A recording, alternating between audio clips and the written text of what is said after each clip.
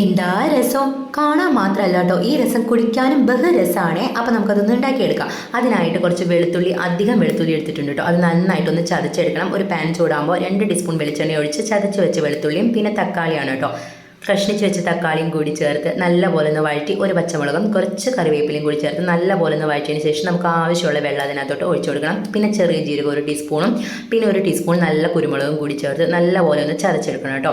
അങ്ങനെ ചതച്ചെടുത്ത് അതും കൂടി വെള്ളത്തിലോട്ട് ചേർത്ത് കൊടുക്കണം. പിന്നെ ഒരു ഏലക്കായ, പിന്നെ ഒരു കഷ്ണം കായ, പിന്നെ ഒരു 1/4 ടീസ്പൂൺ മുളക് പൊടി, 1/2 ടീസ്പൂൺ മഞ്ഞൾപ്പൊടി, 2 ടേബിൾ സ്പൂൺ നിറയെ മല്ലിപ്പൊടിയും കൂടി ചേർക്കണേ.